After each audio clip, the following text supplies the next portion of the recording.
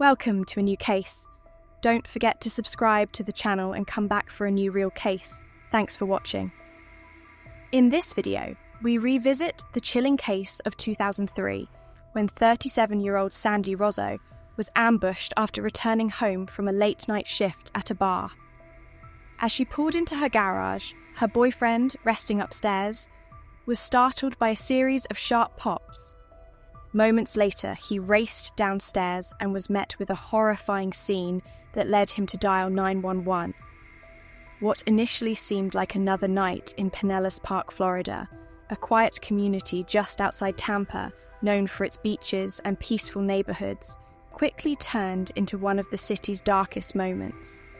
While the area occasionally dealt with petty crimes like drunk driving or car theft, nothing compared to what unfolded on that July weekend. Neighbours first assumed the sounds were fireworks left over from the 4th of July holiday, but the truth was far more sinister. One resident, Troy Edwards, stepped outside after hearing what sounded like firecrackers and discovered Sandy bleeding inside her car, her garage door wide open. Police and medics rushed to the scene. The car was soaked in blood, glass shattered across the floor. Sandy had been shot 8 times, including once in the head, with what investigators later confirmed was a .22 caliber handgun. Whoever pulled the trigger had either stalked her or lain in wait for her arrival. Sandy was rushed to the hospital but tragically didn't survive. She left behind a young daughter who had been staying with her father that night. To everyone who knew her, the attack felt intentional. Her purse and wallet were untouched, signalling this wasn't a robbery. It was a personal vendetta. Detectives quickly turned their attention to Sandy's boyfriend, Troy. Statistically, the people closest to a victim are often suspects in such cases. But when police first tried to locate him, Troy was nowhere to be found. Instead, he had gone to the hospital, oddly locking the house before leaving, even as officers were still investigating. His behaviour raised red flags. Why lock the doors at such a critical moment? Was he hiding something? When brought in for questioning, Troy appeared shaken. He explained that he and Sandy often worked opposite schedules. He was on daytime shifts while she bartended nights at Tampa's well-known Green Iguana. He said the last time he saw her alive was the morning of July 5th, when he left for work at 5 a.m. By the time he returned that afternoon, Sandy was already preparing for her shift. To investigators, the inconsistencies and unusual details of Troy's actions demanded closer scrutiny. Was he simply a distraught boyfriend? Or did he know more than he let on? She was meant to be done that night, around 11 p.m. It was around 11:10 p.m. when Troy thought he heard what sounded like clappers after hearing her car pull up. When he went to the garage to check on Sandy, he found her dead and hurt in many places. She was acting crazy, so he tried to calm her down but failed and called 911. Troy was questioned about his relationship with Sandy. He said that their relationship was romantic and that he loved her very much. He told Sandy how beautiful she was and what a great daughter she had. Even plans to marry Sandy were brought up. When asked about Sandy's possible enemies, Troy told a disturbing story. She told him that Tracy Humphrey would be to blame if something bad happened to her. He said that the man was Sandy's ex-boyfriend and was dangerous because Tracy had beaten Sandy after they broke up. Even though Troy told them about Tracy Humphrey, the police couldn't find her in any criminal databases. This made them doubt Troy's words. Investigators saw cuts on Troy's hands, legs, and feet during the interview. He said that while trying to get Sandy out of the car, he cut himself on broken glass. This made people doubt Troy's honesty and made them think that he might have had something to do with what happened. The reference to Tracy Humphrey seemed like a way to hide who the real bad guy was. But Tracy Humphrey was still a key figure in the case, and Troy could not be ruled out as a suspect either. As detectives looked into Sandy Rozzo's death, they talked to her family and friends to try to piece together the events of her last hours. They asked Sandy about her relationship with Jesse, who is the father of her daughter. There were signs that their relationship was tense, which could have been caused by problems with child custody. Sandy's daughter was living with her father in Alabama when she died. Jesse was giving his daughter money and might have been trying to get sole custody. This made people think he might have been involved in killing Sandy, since child custody battles can sometimes lead to bad behavior. In order to get more information, detectives went to Alabama and talked to Jesse. During the conversation, Jesse said he had nothing to do with Sandy's death. He was taken to the local police station to be questioned by detectives. At the police station, Jesse kept saying that he was innocent. He said that Sandy had been a big part of their daughter's life, and that he had no reason to kill their daughter's mother. People asked him where he was on the evening of July 5th, when the crime happened. When Jesse got the call about Sandy's death, he said he was at home watching films with his daughter and her girlfriend that night. The call came around 1 a.m. Investigators got more information, like DNA samples, fingerprints, and Jesse's cell phone records to back up his alibi. It looked like Jesse wasn't in Florida when the crime happened, based on his cell phone records. Police are now looking at the Green Iguana, where Sandy worked the night she was killed, because they no longer think Jesse is guilty. People like going to the Green Iguana pub because it has a lot going on at night. Sandy often hung out with the regulars.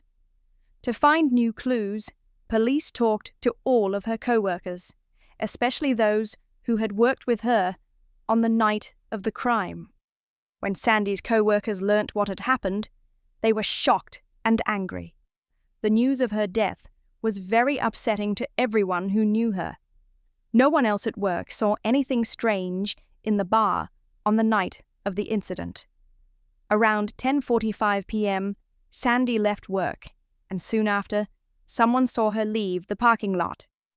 On Sandy's last day, investigators put together the order of events by following her from work to her home, which took about 25 minutes. In other words, she should have gotten home around 11:10 p.m. Based on this timeline, it looked like Sandy went home right away after work. Sandy's co-workers were asked about her personal life by the police. Her boyfriend Troy said that their relationship was strong, but her co-workers had a different opinion.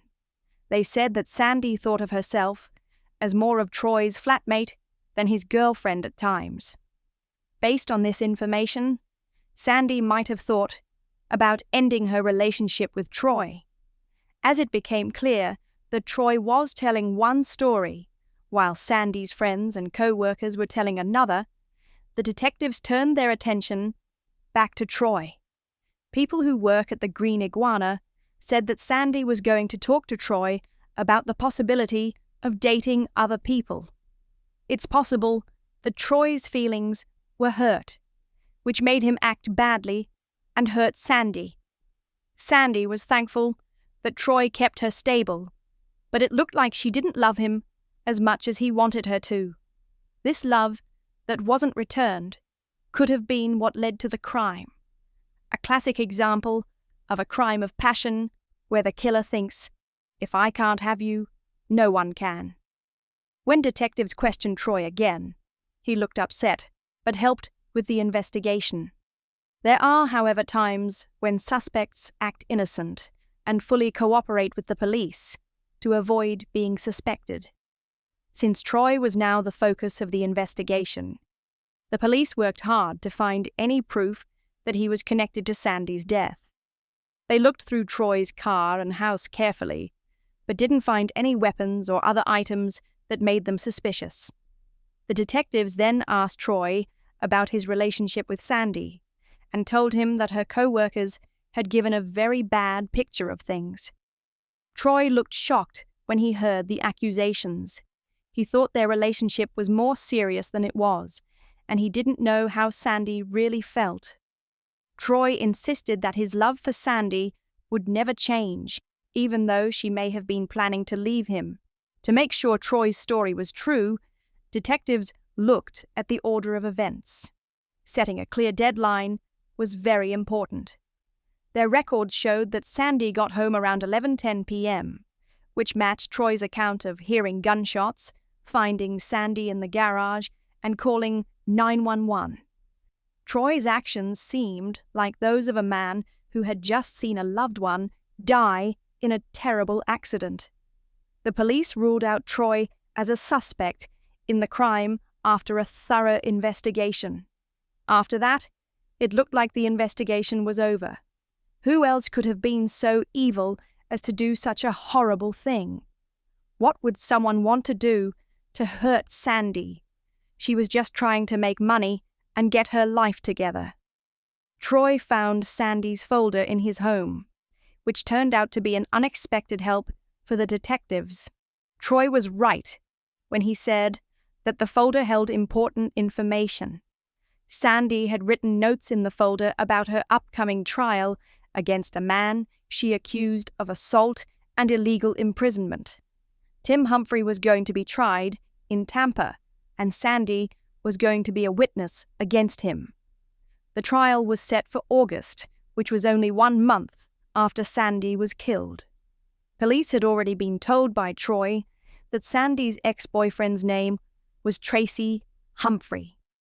The paperwork in the file showed that his real name was Timothy. This led to important details about him, like his date of birth and other personal information, which were the first clues that helped solve the case. They didn't have any information on Tracy Humphrey, but they did have a lot of information on Timothy Humphrey. More research showed that Timothy Humphrey, who goes by the name Tracy Humphrey, had a disturbing history of attacking women. In fact, he went to prison for 8 years for these crimes. Tracy had taken Sandy hostage, held her captive, and repeatedly forced her to please him over the course of several days. This was the most upsetting thing that was revealed. Because she was scared for her life, Sandy got away. A sheriff's deputy found her naked and beating her. Tracy told her he would kill her if she told anyone about the assault because he was going to jail for it. Sandy was scared, but she was ready to testify against Tracy in court. DNA, photos, and Sandy's testimony were all strong pieces of evidence for the police. In this case, though, Sandy's testimony was the most important thing. The charges would probably be dropped if she couldn't testify. This gave Tracy a strong reason to keep her quiet, which made him the main suspect in the case. In a note she left, Sandy specifically named Tracy as a possible threat. With this new information, detectives were able to find Tracy at a gym in the nearby city of Brandon, where he lived and worked as a personal trainer. Tracy was called Mr. Clean because of his bald head, earring in his ear, and commanding appearance. He was known for being fit and having a strong body. When he talked to the detectives, Tracy seemed shocked to learn that Sandy had been killed, but his evasive behavior made them suspicious. When asked about his relationship with Sandy, Tracy got angry and wouldn't answer any more questions without his lawyer being there. There was no record of Tracy's marriage in the databases, but detectives saw that he was wearing a wedding ring, which meant that he must have been married not long ago. He married a woman named Ashley Laney, it turns out. Ashley was only 20 years old, while Tracy was 39 years old at the time. The police went to Tracy's new wife's house to talk to her in the hopes that she would give them more information. As soon as the police entered the house, they saw that Ashley was becoming tense. She did say, though, that she and Tracy got married on July 4th. It was a strange coincidence that Sandy Rozzo was killed the day after their wedding, July 5th. Florida law says that spouses can't be forced to testify against each other in criminal cases. Detectives were suspicious about when Ashley and Tracy got married because of this. They thought that the timing of the wedding was a strong and troubling sign. She said she didn't know anything about the murder when asked where Tracy was on the night of the murder. Ashley willingly gave police her alibi for the night Sandy Rozzo was killed during her conversation with them. She said that she and Tracy were at home at 11 p.m. on the night of the murder, watching a movie and eating pizza. Ashley said that evening, their friend Toby White had also come over. One unexpected turn in the conversation came when Ashley got a call from her lawyer. This morning, Tracy called the lawyer and told him to call Ashley and tell her what to do if the police called her. Then, another strange thing took place. To everyone's surprise, Tracy came home and told Ashley she couldn't talk to the detective. His behavior, body language, and facial expressions showed that he was upset and angry. The detectives thought that this made them think that there might have been a plot to hide the truth about Sandy Rozzo's death, and Tracy might have been tied in. Even though Ashley hadn't said anything, the police had a new and important clue. Ashley and Tracy Humphrey said they had ordered pizza the night of Sandy Rozzo's murder as an alibi. The detectives followed this lead and went to the pizza place, where they found the delivery driver and got the receipt. At 10:49 p.m., Tracy used her cell phone to order the pizza. After 15 minutes on July 5th, the pizza was brought to the door. The pizza driver quickly remembered that night and said that the big bald guy had tipped him $20 for a $12 pizza. Police thought Tracy could not have been the killer because his house was 40 minutes away from the crime scene. The detectives were let down by this finding because they thought Tracy was responsible. They didn't get the puzzle pieces to fit together the way they thought they would. Being let down by a setback like a confirmed alibi can be discouraging. Nevertheless, they chose to investigate Ashley's part in what occurred with Sandy in this case. As the detectives looked into the case further, they found an interesting event. Ashley did well in school, was a good person, and had no criminal record. But Sandy reported her car stolen not long before she died. In a strange twist, her burned-out car was later found on a Tampa street. The state fire marshal's office found that the car had been set on fire on purpose. The police looked into the arson and found that Ashley had been to a shooting range in the Tampa area on the same day that her car was set on fire. As it turned out, Ashley Humphrey had been to the range with Tracy Humphrey to learn how to shoot a .22 caliber gun. This information was very important because the .22 caliber gun that killed Sandy was also that one. Detectives started to put all the clues they had together and learn more about Ashley's role in Sandy's death. In order to find out more, they talked to her family. Detectives were told that Ashley's stepfather owned a .22 caliber handgun and had lent it to her so she could learn how to shoot. He asked Ashley to give it back, but she didn't. When the police talked to Ashley's mother, they were sure they were going in the right direction with their investigation. Sandy had been shot 8 times, the mother said Ashley had told her. This detail was important because it hadn't been reported in the news, which means that only police and the shooter would have known about it. As more information came in, it became clear that Ashley had something to do with the crime. But the reason why Sandy was killed was still unknown, though there might have been a link to Tracy. By getting Tracy Humphrey and Ashley Humphrey's phone records, police were able to find out exactly where Tracy's phone was at the time of the crime. The information from the phone towers showed that his phone was close to his home in Brandon. The records showed that Tracy had a valid alibi, but they did not support Ashley's claim that she had been home all night. Outside the Green Iguana, around 4:30 p.m., her phone was on, and she called Tracy several times. After that, at 10:45 p.m., her phone was found near Sandy's house. There was a lot of evidence that Ashley was involved in the crime. Ashley was the main suspect at this point. Detectives thought she wasn't acting alone, though. Because Tracy had a reason to hurt Sandy, the phone records also showed that he was involved in the crime. Now the only thing that was left to figure out was what part each of them had played in the crime.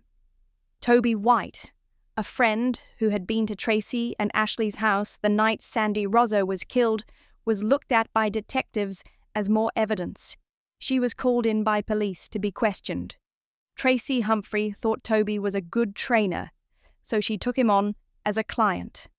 If Toby asked her where she was on the evening of July 5th, she first confirmed Tracy's story by saying she had been at his house from 9:30 p.m. to midnight and even brought up the pizza delivery they had ordered.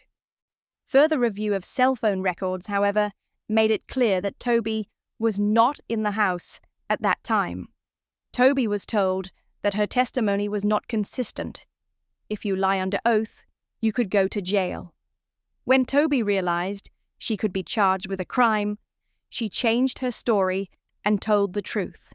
She told the police that she hadn't seen Ashley or Tracy Humphrey that night, and that she had made up an alibi at Tracy's request. Toby realized, after the fact, that Tracy and Ashley had lied to her about their role in the murder. On December 18th, 2003, Ashley Humphrey was charged with killing Sandy Rozzo in the first degree. Tracy Humphrey was not allowed to own or use firearms because he was a convicted felon. This meant that he could not handle firearms at a firing range. Because of this, Tracy was arrested and jailed to make sure he couldn't have an effect on Ashley. Detectives hoped that Ashley would tell them more about the crime while she was in jail and away from Tracy, but she didn't. Because Tracy had abused her in the past, she was very afraid that he might have an effect on her. Tracy's past was looked into more by detectives in the hopes of finding something that would make Ashley want to talk. They were able to learn that Tracy had been cheating on Ashley with other people, not just women. As Ashley dug deeper into the truth, she saw that her whole relationship, even her marriage, had been based on lies and deception. While she was in jail, Ashley couldn't get away from the thought that she might have been lied to the whole time. Ashley had to change her plans when she found out that the man she had broken the law for and was willing to spend the rest of her life in prison for was cheating on her. Ashley felt betrayed, so she admitted to killing Sandy and gave police important information about where the murder weapon was. In northeast Hillsborough County, the gun was found. As Ashley talked to investigators more, she learnt more and more disturbing information. Tracy had been manipulating her from the start, telling her that he loved her and that Sandy had to go so that they could be together in the future. Tracy told me that he was wrongly accused and that Sandy would go to jail if he testified in court. Ashley also admitted that she had tried to kill Sandy before, weeks before the fatal incident. When these dark secrets were made public, they painted a terrifying picture of manipulation, lying, and betrayal. Ashley had planned to shoot Sandy as she left the bar at first. She waited in the parking lot for Sandy to finish her shift and walk out into the lot to drive home in her own car. To shoot Sandy, Ashley waited until she left the bar and then did it. Ashley was in trouble because she didn't hit Sandy. She hit her own car's mirror. There is evidence that this event could be used against someone. Ashley and Tracy took the car to an empty lot, set it on fire, and then they were done with the evidence. According to the police, they were more sure they could charge Tracy with murder, as more evidence connected him to the crime.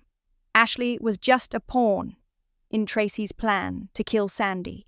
He used her to carry out his plan. The terrible things that happened were planned by Tracy Humphrey. Sandy would still be alive, and Ashley would not have done what she did without his help. Investigators were able to piece together the last few hours of Sandy Rozzo's life after Ashley confessed. Sandy started working at the Green Iguana at 2:30 p.m. on July 5th, the day of the murder. Ashley was waiting in the parking lot with a .22 caliber handgun that her stepfather had lent her while she worked at the bar. During the whole time, Tracy was always talking to Ashley and planning what she should do. Ashley was very patient while she waited for Sandy to finish her shift. Ashley drove after Sandy when she left the parking lot at 10:45 p.m. At 11:10 p.m., Sandy got home and put her car in the garage. Ashley came in right after her. She began shooting and kept doing so until she ran out of bullets. She fired 8 shots in all. After that, Ashley called Tracy right away to tell him that Sandy had died. The person who brought Tracy pizza was thanked for his service by leaving a nice tip. In exchange for her help, that gave Tracy a reason to lie.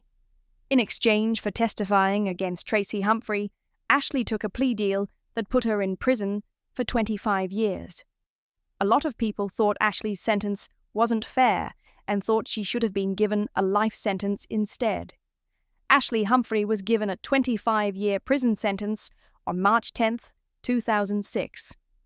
After 14 years, she told a shocking truth. Ashley Humphrey told Piers Morgan on ITV's Killer Women that she was the one who thought of the plan to kill Sandy Rozzo, not her husband Timothy Tracy Humphrey, as she had said in court. I suggested, what if she were not to show up in court? Ashley told me. That's where it began, and it got worse from there. I said it first. I'm not sure why I let him into my mind in that way. Ashley could have been given a much harsher sentence if she had lied about the plan from the start and not agreed to help convict her husband. She is in jail at the moment at Gaydon Correctional Institution in Quincy, Florida. On December 13th, 2028, when she will be 46 years old, she will be freed from prison. Timothy Humphrey was found guilty of murder in February 2006. He was given a sentence of life in prison without the chance of parole. He was given an extra 15 years in prison for trying to escape. Because Humphrey was controlling and violent, he thought he could get away with his crimes, but he would spend the rest of his life in prison and eventually die there. This is what everyone in Sandy Rozzo's family wanted to happen. Thanks for coming to look into this case with me. If you like true crime stories, make sure you like, subscribe, and turn on notifications so you never miss one. Leave your thoughts below, and until next time, be careful and aware.